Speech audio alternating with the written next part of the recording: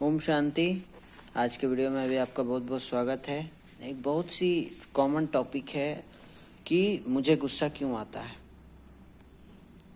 करना नहीं चाहते हैं, आ जाता है। क्या कहते हैं हम लोग? गुस्सा आ जाता है। सामने वाले ने हमको गुस्सा दिलाया, मैंने नहीं किया, मैं नहीं करना चाहता हूँ। सामने वाला ही कैसे हरकत करता है कि हमको गुस्सा आ जाता है। तो देखिए, आपके लिए ये वीडियो बहुत ही ज़्यादा सूटेबल है अगर ऐसी परिस्थिति हमारे जीवन में आ रही है तो। क्रोध अग्नि से बचाओ। एक बार एक महिला अपने बच्चे को पढ़ाई करा रही थी, साथ में सब्जी भी काट रही थी। तो बच्चा पढ़ाई पर ध्यान ही नहीं दे पा रहा था और कोशिश भी नहीं कर रहा था। इस बात पर माँ को बहुत गुस्सा आ रहा था और वह उस पर चिल्ला रही थी। बच्चा फिर भी समझ नहीं रहा था। बच्चे की इस हरकत से माता का क्रोध इतना बढ़ गया कि उसने हाथ के चाकू से बच्चे को मारा। हाथ में चाकू होगा और बच्चे की उसी समय मृत्यु हो गई। बच्चे को मरा हुआ देखकर माँ के पैरों तले जमीन खिसक गई। पश्चाताप की आग में वह जलने लगी, तड़पने लगी। लेकिन अब क्या हो सकता था?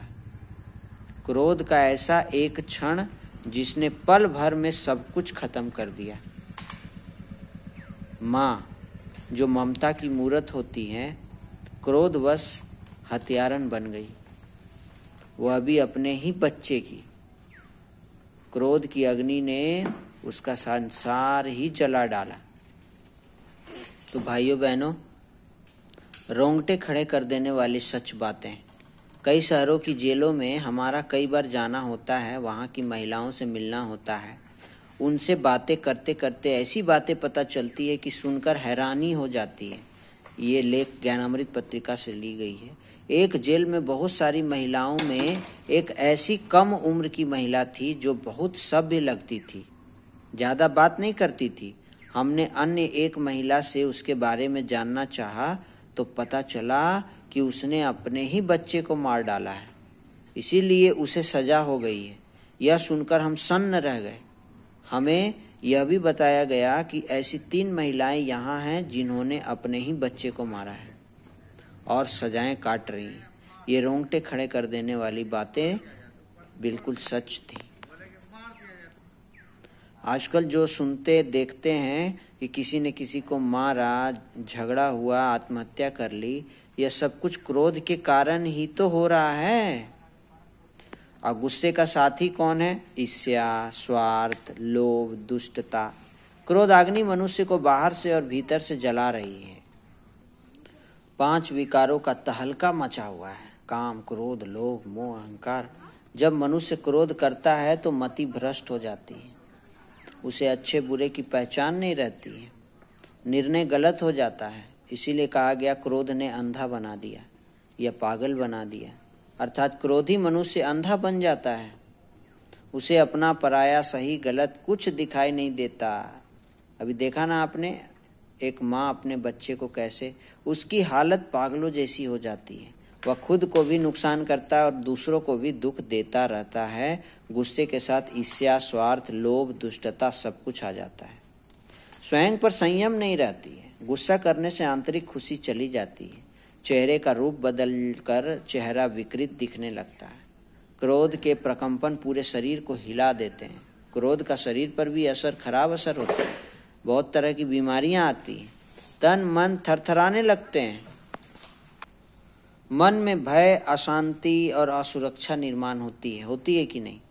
आत्मविश्वास कम हो जाता है तथा एकाग्रता भंग होती है।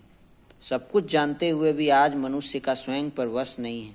अपना नुकसान तथा नाश दिखाई देने पर भी मनुष्य स्वयं पर संयम नहीं रख पा रहा है। यही जीवन का कटु सत्य है। आज के जीवन में घर घर में क्या है? महाभारत है। बोलते हैं ना, घर घर में महाभारत। हर मन में रावण बैठा, इतने राम कहाँ से लाऊं। ऐसी कोई बात नहीं जिसका उपाय ना हो।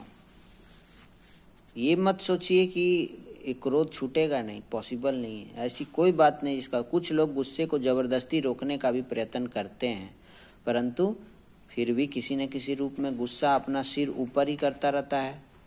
कुछ लोग गुस्से को रोकने के लिए 1 से 10 तक गिनती करते हैं, कुछ मुंह बंद करके चुप रहते हैं, कई किसी से किनारा कर लेते हैं। थोड़े समय के लिए उन्हें उनसे सफलता मिल भी जाती है, लेकिन फिर वही स्थिति हो जाती है। फिर करें तो क्या करें? अपने को शांत तथा संतुष्ट रखने का उपाय क्या है? दुनिया में किसी ऐसी कोई भी बात नहीं जिसका उपाय ना हो। ऐसा है? हर चीज का उपाय है। असल के मनुष्य का आलस्य या अज्ञान मनुष्य को समस्या का समाधान ढूंढने नहीं देता है। आलस्य, अलबेलापन। तो दोस्तों, ये समाधान आपके सामने है, बहुत ही सुंदर। राजयोग मेडिटेशन से मन होगा शांत। अगर हम क्रोध का समाधान करना चाहते हैं तो हमें शांति का अर्थ समझना होगा कि शांति होती क्या है।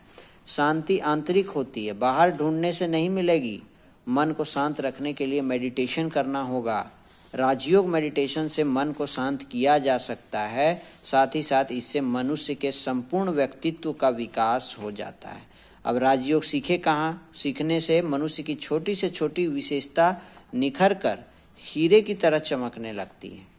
परिवार में अगर कोई एक भी राजयोग सीखता है तो पूरे परिवार में सुखी हो जाते हैं सभी। यह ऐसा योग है जो मनुष्य को राजा की तरह जीना सिखाता है।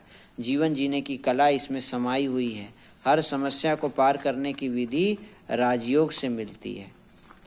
तो प्रजापिता ब्रह्मा कुमारीश्वरी विश्वविद्यालय के बहुत सारे सेवा केंद्र भारत के हर गांव शहर में स्थित हैं, विदेशों में भी हैं, जहां निःशुल्क रूप से कोई भी व्यक्ति, छोटा बड़ा बूढ़ा, सेवा केंद्र पर जा सकता है, ज्ञान ले सकता है, अपना जीवन सुंदर बना सकता है। तो आइए, देर किस बात की है? राजयोग सीखकर अपना जीवन हीरे तुल्य बनाइए। इंतजार किस बात का? अभी नहीं तो कभी नहीं। निःशुल्क भी है और राजयोग मेडिटेशन का अभ्यास आज से नहीं, 88 ईयर्स से ब्रह्मा कुमारीज में कराया जा रहा है। 140 कंट्रीज में इसके सेंटर्स खुल चुके हैं। हर गली, हर गांव में आपको इसके सेंटर्स मिल जाएंगे। आध्यात्मिक ज्ञान, राजयोग की पढ़ाई अपने और अपने पूरे परिवार को, बच्चों को सिखाइए, और ताकि बच्चे का मन पढ़ाई में लग सके, बच्चे का मन इधर उधर भटके ना। हम आत्माओं को भी आध्यात्मिक ज्ञान से शक्ति प्राप्त हो। तो आज के वीडियो में इतना ही। अगर कोई प्रश्न है तो अपना प्रश्न कमेंट में कर सकते हैं। इस YouTube चैनल को सब्सक्राइब करना ना भूलें, क्योंकि ऐसी वीडियो इस YouTube चैनल पर आती रहती है।